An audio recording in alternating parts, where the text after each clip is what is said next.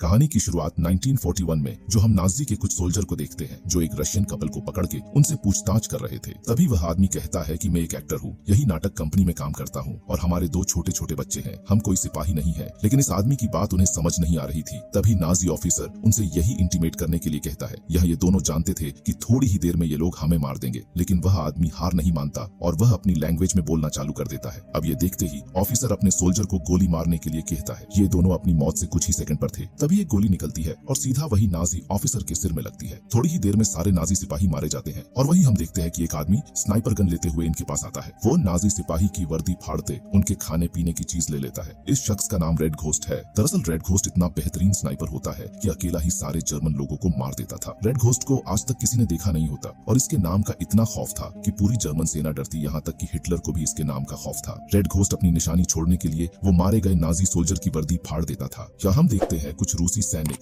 अपने घायल साथी को स्ट्रेचर पर ले जा रहे थे। आज काफी ज्यादा बर्फगिरी होती है जिस वजह से इन लोगों को चलने में काफी दिक्कत हो रही थी, लेकिन कुछ भी करते इन लोगों को मंजिल पर पहुंचना था। तभी रास्ते में चलते उन्हें एक आदमी पेड़ के पास दिखता है जो बर्फ से जम गया था। तभी वह रशियन मोटा आदमी इसे पूछता है कि तुम कौन हो, यहाँ क्या कर रहे हो। जब उसकी तलाशी लेते हैं तो उसके पास सिर्फ एक सिगरेट का बॉक्स ही होता है। तभी वह आदमी कहता है कि मैं रशियन ही हूँ। घर पे नाजी लोगों ने हमला कर दिया जिस वजह से उनसे छुपते हुए मुझे यहाँ ठंड में बैठना पड़ा। अब ये लोग इसे अपनी टीम में शामिल कर लेते हैं। यहाँ उनके एक साथी की हालत बहुत खराब थी जिसकी वजह से वो लोग अब आगे बढ़ना चालू रखते हैं। रास्ते में उन्हें बहुत सारे अपने लोगों की लाशें दिखती है जो बर्फ से जम गई थी। ऐसे आप अंदाजा लगा सकते हैं कि ठंड कितनी होगी कि लोग बैठे बैठे ही अपना दम तोड़ देते थे। अब रात होते ही वो एक जगह पर आराम करते हैं। सब लोग ठंड से बचने के लिए लकड़ियां जला के बैठे थे। तभी वह स्ट्रेचर पे लेटा घायल सोल्जर अपना दम वहीं तोड़ देता है। ये देखते उसकी पत्नी, वो भी एक सिपाही है और गर्भवती भी है, वो अपने पति की मौत से फूट फूट के रोने लगती है। अब थोड़ी देर में इन लोगों को यहाँ से निकलना है और उन्हें एक ऐसी जगह ढूंढनी है जहाँ वो वीरा जो अभी गर्भवती है उसे कहीं आराम करवा सके। अब रेड घोस्ट ने जिस नाजी लोग को मारा था वह कुछ और नाजी सैनिक आए थे। वो अपने लोगों की लाश और वर्दी फटी हुई देखते सब चौंक जाते हैं कि आखिर हमारे लोगों को लगातार कौन मार रहा है। तभी वो कैप्टन बताता है कि ये जरूर रेड घोस्ट का ही काम होगा। उसने पिछले कुछ महीनों में हमारे 100 से भी ज्यादा लोगों को मार दिया है और वो नए अपॉइंट किए ऑफिसर को ऑर्डर देते हैं कि अब से रेड घोस्ट को पकड़ने का काम आपका है। इस तरफ ये लोग एक जगह पर पहुंचते हैं जहां वो वीरा को आराम करवा सके। अब ये देखते 2 सैनिक घर के पास जाके चेक करते हैं। तभी वहां कोई नहीं होता, लेकिन वही खाना देखते ही उनमें से एक सैनिक खाने पीने के लिए बैठ गया था। अब वो शराब पीने ही वाला था। तभी उनमें से एक गूंगा सिपाही पीने से रोकता है जिसकी वजह से उनमें लड़ाई होने लगती है। तभी वो मोटा ऑफिसर बताता है कि तुम्हें इस गूंगे बेचारे को धन्यवाद बोलना चाहिए क्योंकि ये खाना जर्मन लोगों की ही चाल है जो खाने पीने में जहर डाल के रख देते हैं। जो तुम्हारा जैसा कोई बेवड़ा आए तो इसे पी ले। यहाँ सब लोग बहुत दिनों से भूखे थे जिस वजह से अब वीरा और ये बेवड़ा यही रुकते हैं और दूसरे सब लोग खाना ढूंढने के लिए निकल जाते हैं। अब इन लोगों के जाते ही वहाँ तैनात किया नया कैप्टन अपनी टुकड़ी के साथ वहाँ पहुँच गया था। ये देखते वो बेवड़ा भागते हुए अपनी टीम के पास आ गया क्योंकि वो अकेले 30 लोगों से मुकाबला नहीं कर सकता था, लेकिन वो वीरा को वही एक बॉक्स में छुपा के आया था। ये देखते लेफ्टिनेंट उसे एक जोर से थप्पड़ मारता है और अब सब लोग वीरा को बचाने के लिए निकल जाते हैं। इस तरफ हम देखते हैं कि वो कैप्टन यहाँ आ गया था और हमें पता चलता है कि ये खाना इन लोगों ने ही रखा होता है कि रेड घोस्ट इसे खा ले और वो मर जाए। लेकिन अब कैप्टन को भूख लगी थी जिसकी वजह से वो खाने का इंतजाम करते हैं। यहाँ ये लोग एक पिग के बच्चे को लाए थे अपने खाने के लिए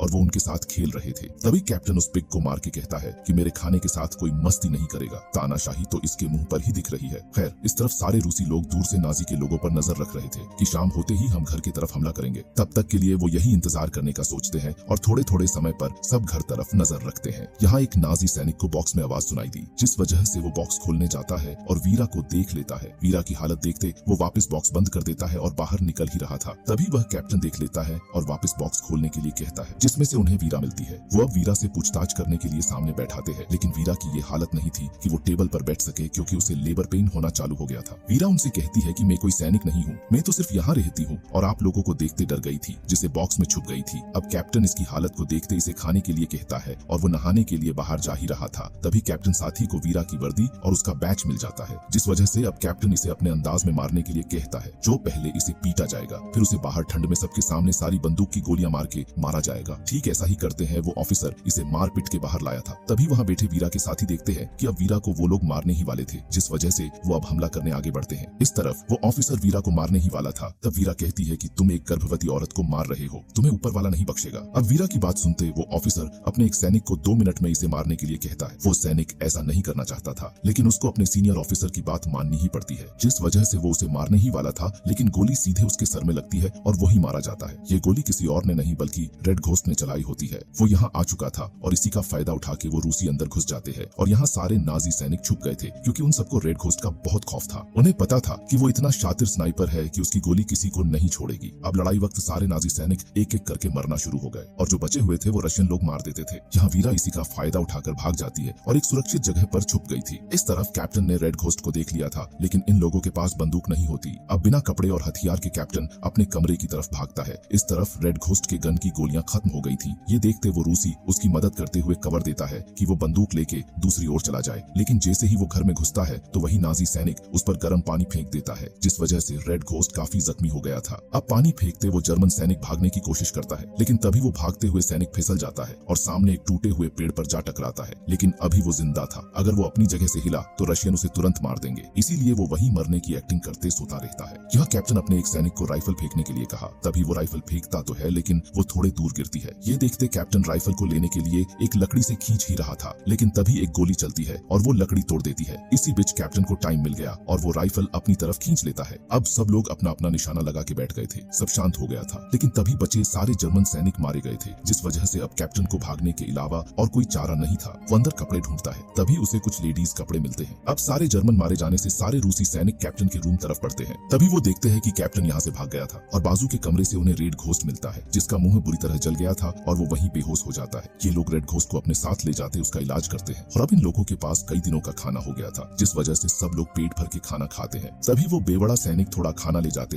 वो गूंगे सिपाही को दे आता है, जिसने उसकी जान बचाई थी। इसी बीच वीरा को लेबर पेन होना चालू हो जाता है। अब यहाँ कोई हॉस्पिटल तो है नहीं, जिस वजह से उन्हें वीरा की डिलीवरी यही करनी पड़ेगी। वो मोटा सैनिक को डिलीवरी करनी आती थी, जिस वजह से वो अब डिलीवरी की तैयारी चालू करता है। इसी का फायदा उठाते वो नीचे गिरा सैनिक अपनी जान बचाकर भाग गया था। इस तरफ वो नाजी कैप्टन अपनी टीम तक पहुंच गया था। पहले तो लेडीज कपड़ों में ये लोग पहचान नहीं पाते, लेकिन बाद में उन्हें पता चल जाता है कि ये तो कैप्टन है। जनरल उसका ये कह के मजाक उड़ाते हैं कि तुम पर ये कपड़े अच्छे लग रहे हैं, लेकिन कैप्टन का गुस्सा अब बढ़ता ही जा रहा था। यहाँ घर में सभी लोग शांत हो गए थे। उन्हें ऐसा लग रहा था कि जर्मन अब यहाँ नहीं आएंगे और वीरा की डिलीवरी भी हो गई थी। अब बच्चे की रोने की आवाज सुनते हुए रेड घोस्ट जाग जाता है और अपनी राइफल लेके चलने लगता है। ये देखते सारे रूसी सैनिक अपनी बंदूक लेके अपनी पोजीशन पर बैठ जाते हैं। इस तरफ वो नाजी कैप्टन और जनरल अपनी अपनी टीम के साथ यहाँ हमला करने पहुंच गए। जनरल की टीम लगातार बमबारी करने लगती है, जिस वजह से कैप्टन और उसकी टीम आगे बढ़ने लगे। अब इतने सारे सैनिक और बमबारी से रूसी कमजोर होने लगते हैं, लेकिन तभी रेड घोस्ट अपना काम चालू करता है और एक एक करके वो सारे जनरल की टीम को मार देता है। इस तरफ घर में 2 सैनिक वीरा को बचा रहे थे, गोलीबारी चालू रखे थे। यहाँ मशीन गन से भी हमला लगातार चालू था। अब कैप्टन और उनकी टीम ही बची थी, लेकिन बमबारी करते वो किसी तरह अंदर आ जाते हैं। यहाँ वो मोटा आदमी ऊपर बैठे लोगों को मार रहा था, तभी ट्रक के नीचे बैठा वो नाजी सैनिक वो मोटे को मार देता है। इस तरफ मशीन गन पे लेफ्टिनेंट के कंधे पर गोली लग जाती है। यहाँ वो कैप्टन के साथ कई सैनिक अंदर आ गए थे। अब नाजी लोग इन रशियन पे भारी पड़ने लगे थे। इसी के साथ पीछे से रेड घोस्ट सबको मारते हुए अंदर जा रहा था। तब वो लेफ्टिनेंट की जान बचाता है। इसी के साथ घर से वो बेवड़ा सिपाही एक आदमी को काट के उसका कान तोड़ देता है। साथ ही बाजू में शराब की एक बोतल दिखती है। फिर क्या वो तुरंत शराब पीने लगता है। तभी बाहर आते ही वो अपने साथी की जान बचाता है और फिर वो मशीन गन लेते सबके बीच में जाके सबको मार देता है, लेकिन वो ज्यादा टिक नहीं पाता और वो कैप्टन उसे मार देता है। साथ ही एक सैनिक पीछे से बम फेंकने ही वाला था, लेकिन वो लेफ्टिनेंट अपनी जान कुर्बान करते वही बम को फोड़ देता है। अब सिर्फ कैप्टन अकेला ही बचा था। तभी सामने से रेड घोस्ट आता है और दोनों की फाइनल लड़ाई होती है। यहाँ रेड घोस्ट की उम्र ज्यादा होने के कारण वो कैप्टन के सामने ज्यादा टिक नहीं पाता, वो भारी पड़ रहा था। अब कैप्टन अपनी बंदूक से मारने ही वाला था, तभी रेड घोस्ट उसके पेट में लकड़ी घुसा देता है, जिसे वो नाजी कैप्टन जीती हुई बाजी हार जाता है। यह रेड घोस्ट बहुत बुरी तरह घायल हो गया था। तभी वही जर्मन सैनिक पीछे से गोली चलाता है जो पहले मरने का नाटक कर रहा था। वो रेड घोस्ट को मार देता है। वो खुशी से पागल हो गया था कि उसने ये जंग जीत ली और रेड घोस्ट को भी उसने मार डाला, लेकिन तभी पीछे से एक गोली चलती है और वो जर्मन सैनिक को मार देती है। ये गोली वही गूंगे सिपाही ने चलाई होती है जो पहले उस बेवड़े की जान बचाई थी। इसके साथ सिर्फ 3 लोग जिंदा रहते हैं और रूसी इसके साथ जंग जीत जाते हैं। फिर हमें सीधा 2 साल के बाद का दिखाया जाता है, जो फिर से वही रशियन कपल को नाजी सैनिक पकड़ लेते हैं और उसे रेड घोस्ट के बारे में पूछने लगते हैं, क्योंकि रेड घोस्ट मारा गया था लेकिन उसकी लाश इन लोगों को नहीं मिली थी। तभी वह आदमी कहता है कि मैं एक एक्टर हूँ जो यही नाटक कंपनी में काम करता हूँ, मैं कोई सिपाही नहीं हूँ। तभी ऑफिसर पीछे से मारने को कहते उसे बहुत मारते हैं। अब इसे बुलवाने के लिए वो नाजी ऑफिसर एक बच्चे को मारने की धमकी देता है। तभी वो एक्टर कहता है कि मैंने रेड घोस्ट को देखा है और वो रेड घोस्ट का पता समझाने लगता है। तभी वह जर्मन सैनिक इसे मारते हुए रेड घोस्ट के जगह पर जाने को कहता है। इसी बीच गोली चलती है और वही नाजी अधिकारी मारा जाता है। तभी एक एक करके सारे जर्मन सैनिक मारे गए। इसी के साथ वो कपल और सारे गांव वाले हमें रेड घोस्ट की मदद करते दिखते हैं। फिर यहाँ रेड घोस्ट आता है और इनकी सारी बंदूक और गोलियां लेके चला जाता है। अब जाते वक्त वो पीछे मुड़ के देखता है, तभी वो गूंगा सिपाही होता है। यहाँ पर रेड घोस्ट कोई एक आदमी नहीं है, बल्कि यहाँ पर कि सारे रेड घोस्ट बन के अनजान घूमते थे, जिन्हें रेड घोस्ट नाम से बुलाया जाता है, जो सिर्फ नाजी को मार के रशियन की मदद करता है और मासूम लोगों की जान बचाता रहता है। दरअसल ये कहानी वो सिपाही पर है जो अपनी जान पर खेल के जर्मन लोगों को अकेले ही मारते थे। इसी के साथ ये सच्ची कहानी पूरी होती है। मिलते हैं अगली वीडियो में।